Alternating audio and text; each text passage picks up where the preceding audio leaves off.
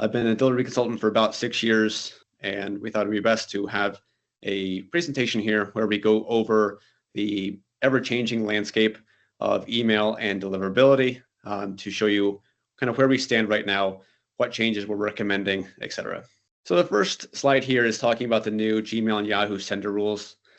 So I know a lot of senders out there are saying, hey, we've been doing things this way for several years. Why are we being asked to make changes? Or why are we seeing issues all of a sudden? A big part of that is the new sender rules that Gmail and Yahoo rolled out. They rolled these out very end of 2023, but they started to enforce it last year, 2024. And in doing so, they are looking at different areas where they're looking for senders to improve their email program, essentially. They're trying to declutter their users' inbox and make sure that the mail that's getting through is actually wanted mail. So what we have here is the list of sender rules. What I want everyone to focus on, though, is the bold line here. Keep spam rates reported in Postmaster tools below 0.3%. So they really have two different numbers here, 0.1% and 0.3%. 0.1% is what they recommend you stay under. If you go above 0.3, that's where you start to really run into issues. And what are we looking at with spam rate? That's when somebody is marking the email spam, they mark the email as junk, they report it as spam. That's a very negative signal to Gmail or to Yahoo that this is not wanted mail that's coming through from this sender. And they're going to treat that as not wanted mail. They're going to filter it to the spam folder, they're going to block it, etc. The best way to be able to keep an eye on this is to sign up with what's called Postmaster tools with Gmail. And anyone can set this up when you have a sending domain. So you want to set this up for your sending domain and you get access to all kinds of information. It's very quick to set this up on your side. When you do that, you can look at a number of different areas in Postmaster tools all around your email program and how Gmail views you as a sender. They're going to show you domain reputation. They're going to show you IP reputation. They're going to show you your spam rate score, which is even more important now given the new Gmail and Yahoo sender rules. So we can see here on the spam page in Postmaster tools, this is an example of a sender where we can see the recommended threshold is 0.1%, that yellow line, and then we see the policy violation line of 0.3%. So we can see here for this sender, there's a good number of days where we're well above the policy violation line. So this sender is running into issues and is getting filtered to the spam folder as a result. So it's really important to sign up for Postmaster tools and then keep an eye on your actual metrics here. So once you sign up, it's not like, hey, we've signed up, we're good to go now. You need to sign up, and then you also need to monitor your metrics in Postmaster tools and make sure that there's not too many people complaining about your emails. And we're talking about complaints, spam complaints here in a few slides and why they occur and what you can do to remedy that if you are running into issues. But the first step is sign up for Postmaster tools and just, again, monitor your account and just make sure that you're not approaching the policy violation line and ideally staying below the recommended threshold. Microsoft also, they released a list of sender rules a couple of months ago.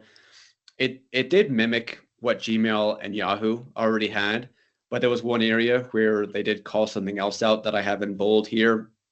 It's very important, and we'll touch on this too.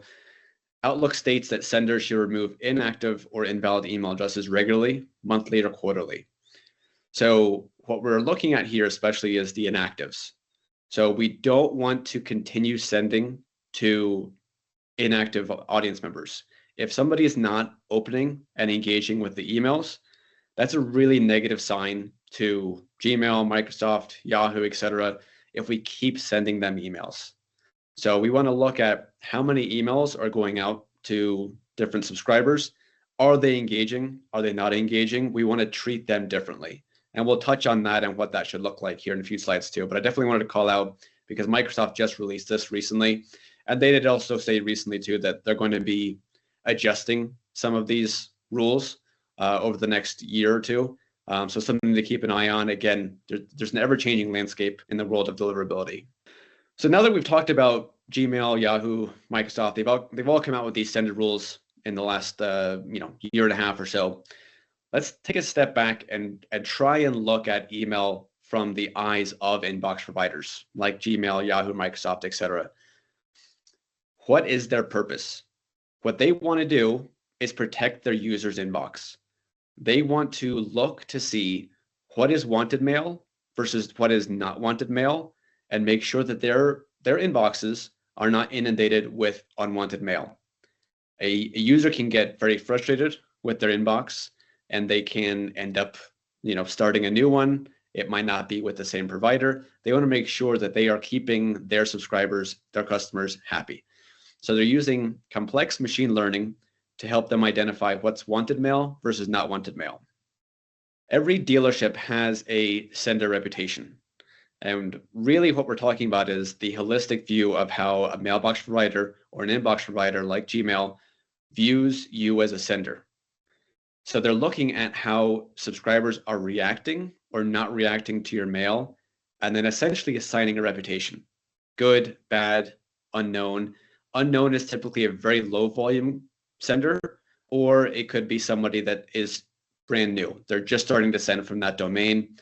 As of right now, Gmail doesn't know what sort of a sender is this. They're going to be really closely monitoring metrics for that sender to quickly determine, is this wanted mail or not wanted mail coming through from this sender? An important note here, repairing reputation. Once there is damage to reputation, it can take quite some time to repair that reputation. And that's I think a common misconception when it comes to senders is, hey, what we're doing, it seems to be okay. We seem to be in an okay spot, so we're not going to make any changes. And if something happens, then we'll make a change. All of a sudden, if we've got poor reputation. The issue with that is that it can take quite a bit of time to repair reputation. It's better to just maintain solid reputation. If you get to a point where you're repairing reputation, you might have to take some pretty drastic measures around who you're sending to, how many emails are going out, and even with those fixes, it still might take several weeks. It could take several months to repair reputation. So the important thing is to maintain solid reputation.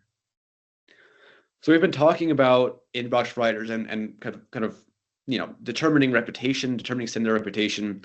What are they looking at? Really what they're doing is they're looking at the positive signals that they're getting from that sender, and they're weighing it against the negative signals. And then that is the determination then of what sort of sender is this? Is this a good sender? Is this a poor sender? Should we allow this mail to go through?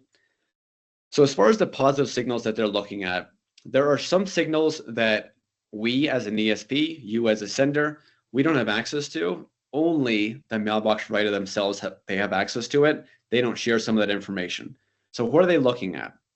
They're looking at opens. They're looking at open rates. How many people are opening the emails you're sending out? If somebody pulls a message out of the spam folder, marks the email as not junk, that's great. Add a sender to a safe sender list. If they forward the email, they reply to an email, they move the message to a different folder, they mark it as important, all really positive signals to an inbox provider. A lot of those we don't have access to, unfortunately.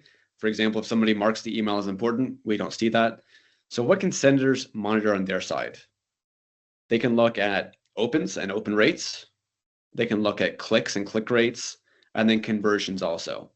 The opens and clicks are more important to keep an eye on here. If you're seeing that there's all of a sudden a pretty big drop in your open rates, there's very, very likely been a change to your sender reputation, and we need to implement some sort of a fix. So the important thing to note is when you see a lower open rate, try and figure out what has happened recently. Have you sent to a different type of audience? Have you all of a sudden had more spam complaints coming through? We need to try and figure out what occurred so we can fix the issue. In most cases, what's going to happen is you're going to need to kind of pull back and only send to folks that have recently engaged with your emails before you can see that sender reputation improve.